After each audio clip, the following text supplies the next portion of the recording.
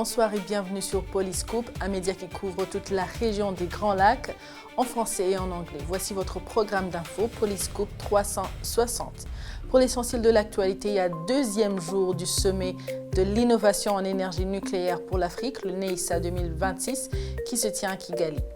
On parlera de la mise à jour sanitaire du côté de Goma en République démocratique du Congo par rapport à la maladie à virus Ebola. On reviendra aussi sur la coopération en matière de sécurité entre le Mozambique et le Rwanda. Deuxième jour du sommet de l'innovation en énergie nucléaire pour l'Afrique, le NEISA 2026, qui se tient à Kigali. Les délégués, dirigeants de l'industrie, décideurs politiques, investisseurs, régulateurs et partenaires internationaux se sont réunis pour une nouvelle journée de discussion de haut niveau sur l'avenir de l'énergie nucléaire en Afrique. Grace Moutessi nous en dit plus. Les échanges d'aujourd'hui étaient centrés sur le financement, l'innovation, les infrastructures, les partenariats, la technologie et la coopération régionale. Le sommet avance vers des solutions énergétiques durables et attractives pour les investisseurs sur le continent.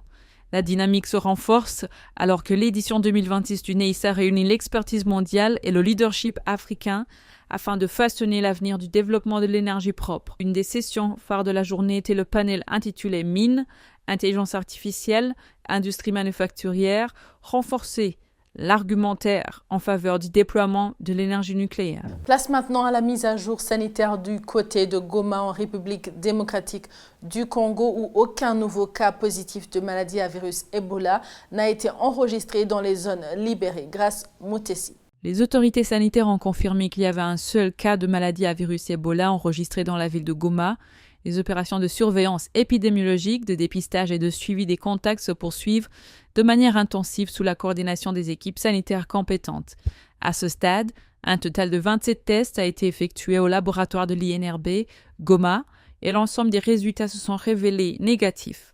Les autorités appellent la population à la vigilance et à signaler aux instances habilitées tout cas suspect pour une prise en charge adéquate.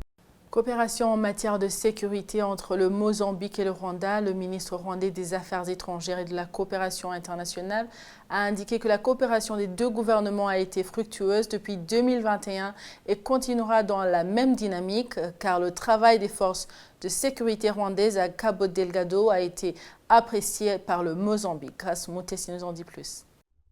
Cette année, le Rwanda est revenu sur l'essentiel et a décidé de traiter exclusivement avec le gouvernement du Mozambique, lequel a, à son tour, obtenu et continuera d'obtenir le financement nécessaire pour les forces de sécurité rwandaises à Cabo Delgado, indique le ministre rwandais des Affaires étrangères et de la coopération internationale, ambassadeur Olivier Nduhungirehe, je cite. À cet égard, la coopération entre les deux gouvernements a été fructueuse et continuera dans la même dynamique car le travail des forces de sécurité rwandaises à Cabo Delgado est apprécié par le pays frère du Mozambique. Fin de citation. Le déploiement rwandais a considérablement augmenté depuis 2021 avec plus de 6300 militaires rwandais actuellement déployés au Mozambique comparé à 2000 soldats au début de la mission. Voilà, c'est tout pour aujourd'hui. À la prochaine et d'ici là, portez-vous bien.